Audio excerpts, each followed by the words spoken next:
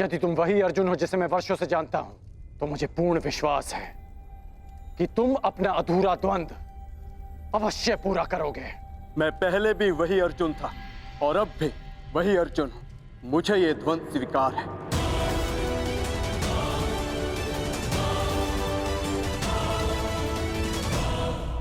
कोई द्वंद नहीं होगा।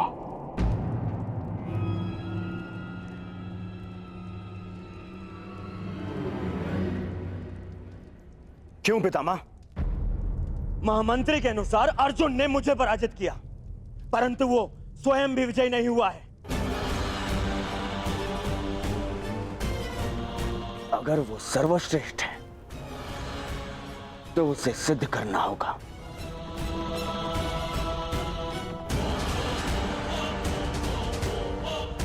जब कर्ण और अर्जुन दोनों ही यहां प्रस्तुत हैं, तो युद्ध से भय क्यों है आपको? भय मेरी विजय का या संदेह अर्जुन के कौशल पर?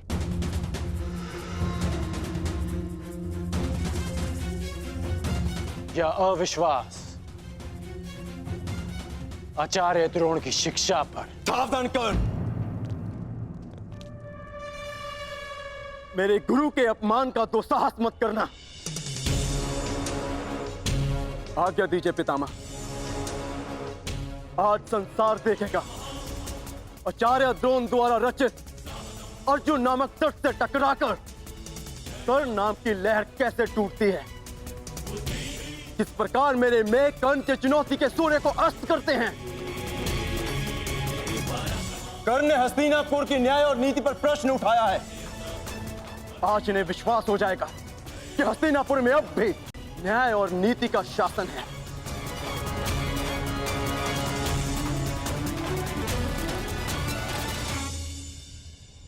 हस्तिनापुर के न्याय और नीति से बहुत पुराना परिचय है मेरा।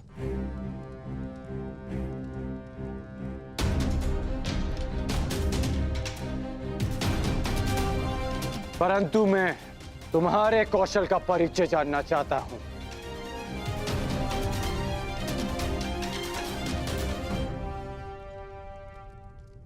महाराज, युवराज चयन के नियम के अनुसार द्वंद के विजेता को युवराज बनना था, और यदि प्रतिनिधित्व के बल पर युवराज चयन होता है तो कुमार दुर्योधन को भी उचित प्रतिनिधित्व मिलना चाहिए, जो उन्हें नहीं मिला। महाराज,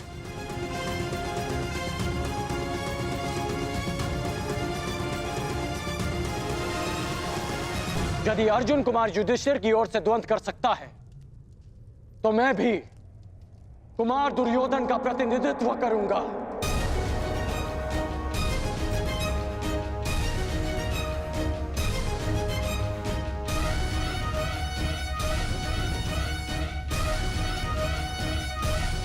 और इस स्थिति में भी अर्जुन और मेरे मध्य द्वंद शेष है।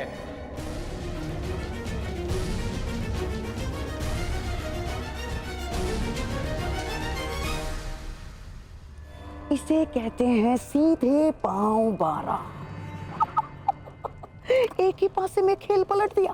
हाँ, एक ही पासे में। तुम पे भरोसा करके मैंने भूल नहीं की थी कर्ण। यदि पितामह का आदेश हो तो अर्जुन के कौशल के साथ साथ यमराज का भी परिचय हो जाएगा कर्ण। भीम, प्रतीत होता है कि रंगभूमि में मिली हार को अब तक बचा नहीं पाए हो। तो कहो तो हम भी एक और द्वंद कर लें। मेरा भी निवेदन है कि अर्जुन को द्वंद की आज्ञा दी जाए पितामह। वाह, क्या कहा है? पहली बार भीम ने ऐसा कुछ कहा है जिसके मैं भी पक्ष में हूं। क्यों भ्राता युधिष्ठिर, क्या मत है आपका? द्वंद के बुलावे से अर्जुन पीछे नहीं हटेगा। हमें भी स्वीकार है। हमें भी स्वीकार है।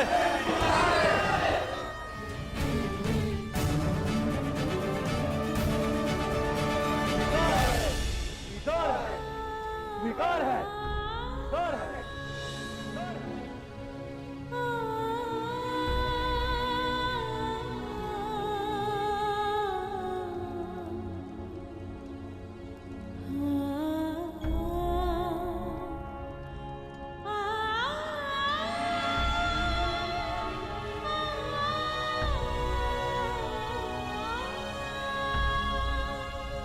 परंतु मुझे स्वीकार नहीं।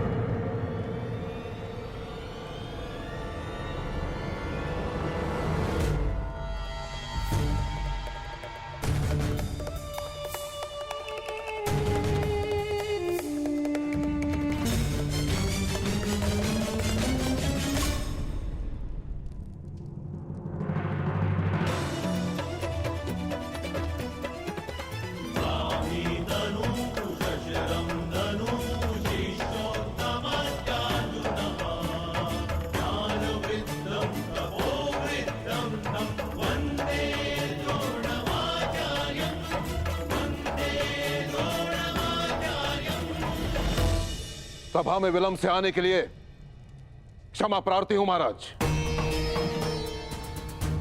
मेरे शिष्यों में से सर्वश्रेष्ठ योद्धा कौन होगा, इसका चयन केवल मेरे अधिकार क्षेत्र में आता है महाराज, केवल मेरे।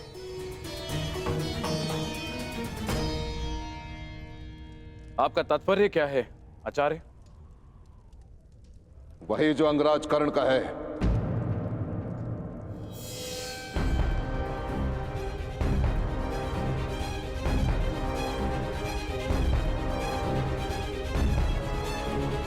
यदि सर्वश्रेष्ठ योद्धा का चयन युद्ध भूमि है तो युद्ध भूमि मैं दूंगा।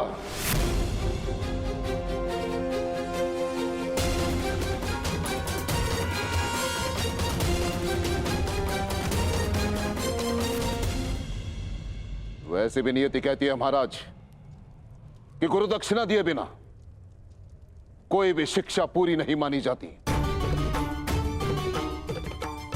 मुझे गुरु दक्षिणा चाहिए, वो भी राजकुमारों से। और जो शिष्य मुझे मेरी गुरु दक्षिणा प्रदान करेगा वो हस्तिनापुर का युवराज होगा।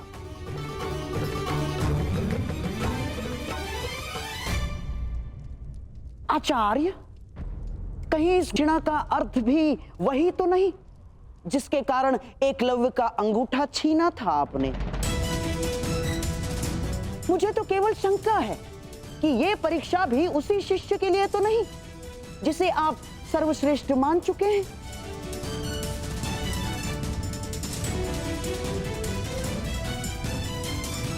कहिए आचार्य, क्या चाहिए आपको गुरु दक्षिणा में?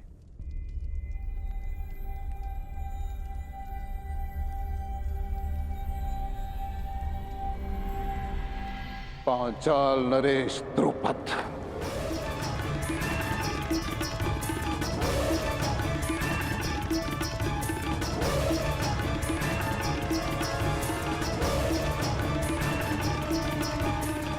मुझे गुरु दक्षिणा में पांचाल नरेश द्रुपद चाहिए महाराज। तो मेरा जो शिष्य द्रुपद को परास्त करके बंदी बनाकर मेरे समक्ष लेकर आएगा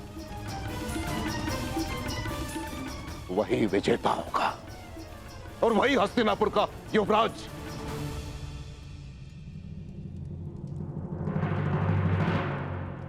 ये कैसी गुरु दक्षिणा है आचार्य? आप जानते हैं कि पांचाल नरेश द्रुपद कितने शक्तिशाली हैं। उनकी सेना अपराजय है आचार्य। योद्धाओं में वट वृक्ष के समान है वो। तो मेरे शिष्यों को बलपूर्वक उस वृक्ष को उखाड़ कर फेंकना होगा महाराज। अपने गदा के प्रहार से पांचाल के दुर्ग की नींव हिलानी होगी। अपने बाणों की वर्षा से पांचाल के आकाश को प्रकाशहीन करना होगा। हस्तिनापुर का युवराज केवल वही हो सकता है महाराज जिसके नाम से शत्रु कांपे, जिसके तेज मात्र से हस्तिनापुर को कोई चुनौती ना दे पाए, केवल वो।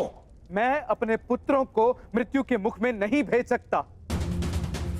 ईश्वर ने मुझे नेत्र नहीं दिए हैं। अब आप चाहते हैं कि मैं अपने पुत्रों के मुख से स्वर भी ना सुन पाऊं? नहीं आचार्य, आप कुछ और गुरु दक्षिणा मांग लीजिए। मैं यहां व्यापार के लिए नहीं, प्रतिकार के लिए आया हूं महाराज। मुझे द्रुपद चाहिए या फिर और कुछ नहीं। और यदि हस्तिनापुर मुझे मेरी गुरु दक्षिणा नहीं दे सकती तो मैं कहीं और ढूंढूंगा उस सर्वश्रेष्ठ योद्धा को जो मेरी गुरु दक्षिणा मुझे प्रदान करे।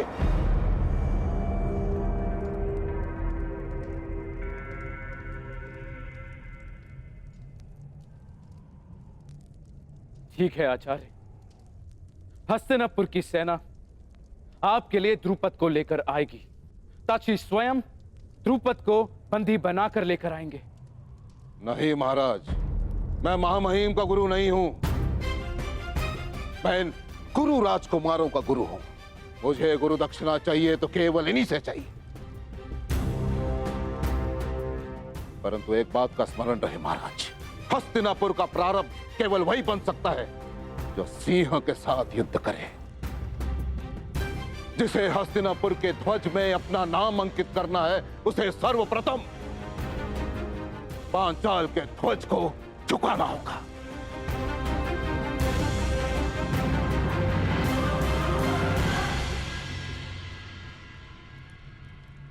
लाहौकार तलवार बनाता है महाराज, परंतु अपने स्वामी को देने से पूर्व उसकी धार को परखता है। परंतु मैंने उस धार को परखे बिना वो तलवार आपको सौंप दी। परंतु अब परख होगी महाराज। मैं देखना चाहता हूं कि मैंने शूरवीर योद्धा तैयार किए कि हस्तिनापुर में केवल अपना समय नष्ट किया है। क्या तुम 105 में से कोई है जो अपने गुरु के ऋण को चुका सके?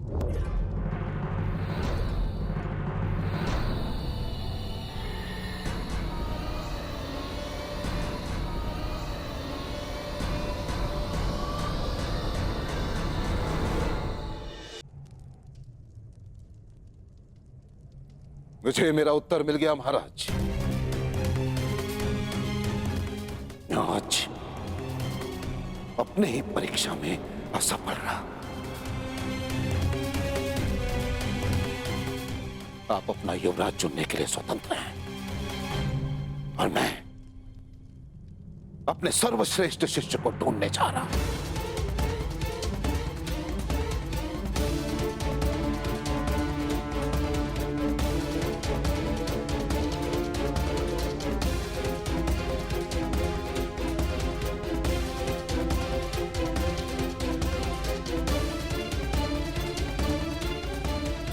ठहरिए गुरुदेव।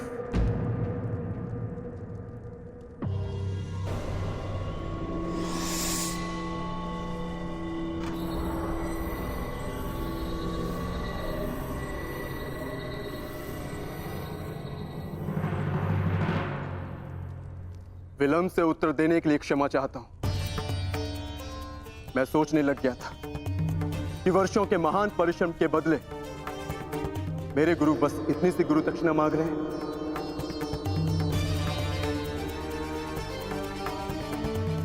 आपने संसार के सर्वश्रेष्ठ योद्धा तैयार किए हैं गुरुदेव। ये मैं सिद्ध करूंगा। मैं पांचाल नरेश को आपके समक्ष लेकर आऊंगा। मैं पांचाल की ध्वजा को आपके चरणों में भेंट करूंगा।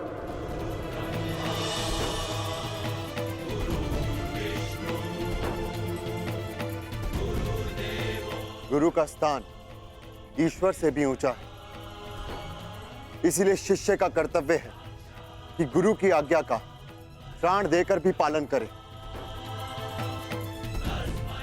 हमारे गुरु की कामना अधूरी रह जाए, यह हमारी गुरु दक्षिणा, यह हम कभी स्वीकार नहीं करेंगे। आपको आपकी गुरु दक्षिणा अवश्य मिलेगी गुरुदेव। हम पांचों कल ही पांचाल की ओर प्रस्थान करेंगे।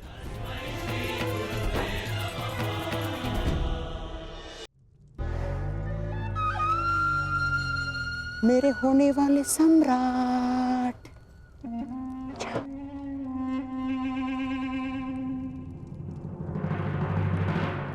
हम भी जाएंगे।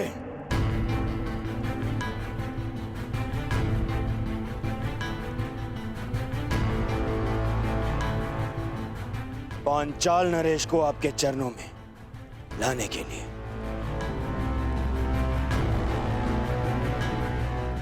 और अब युवराज का चुनाव गुरु दक्षिणा ग्रहण के पश्चात ही होगा।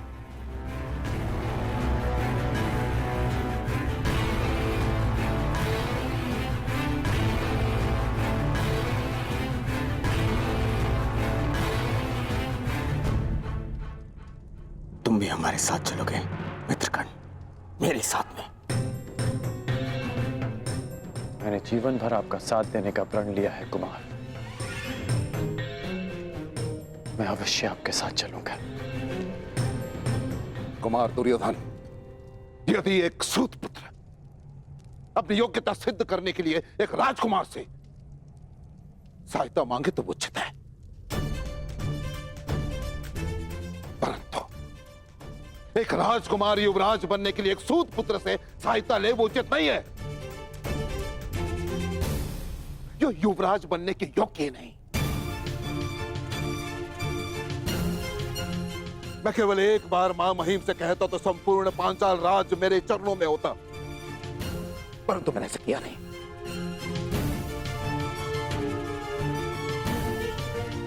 क्योंकि एक योद्धा अपनी शक्ति से अधिकार पाता है, दान में प्रसाद नहीं।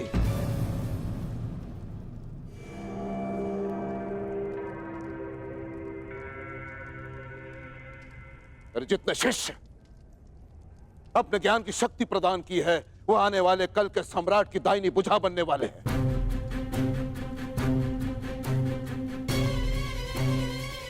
यदि इस भुजा को एक सूत पुत्र के बाहुबल की आवश्यकता पड़ जाए तो मुझे ग्लानि है कि तुम मेरे शिष्य हो।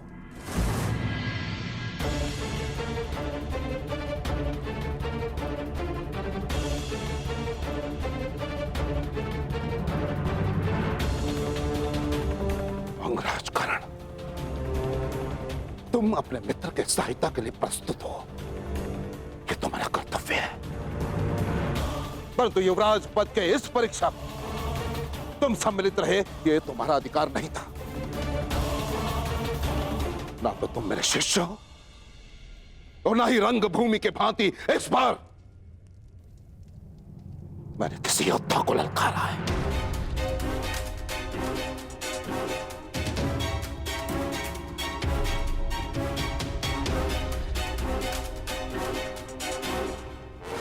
और यदि तुम भारी योद्धा के सहायता के बिना पांचाल नरेश द्रुपद का सामना नहीं कर सकते तो तुम्हें वहां जाने की आवश्यकता नहीं है।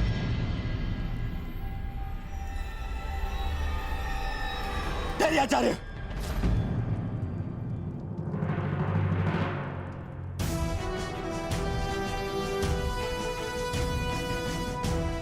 आपने ठीक कहा आचार्य।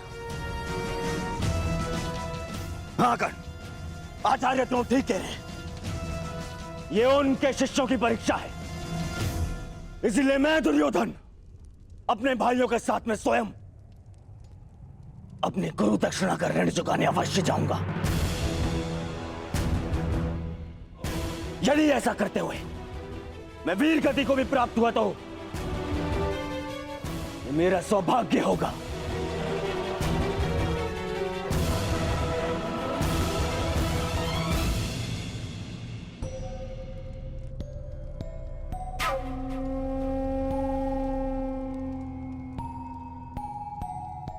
परंतु यदि ऐसा हुआ तो मेरी आत्मा पर एक उत्तरदायित्व का भार शेष रह जाए।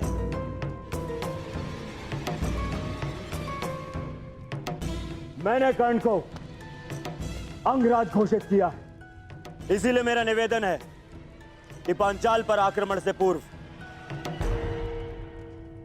मित्र कर्ण का राजाभिषेक कर दिया जाए।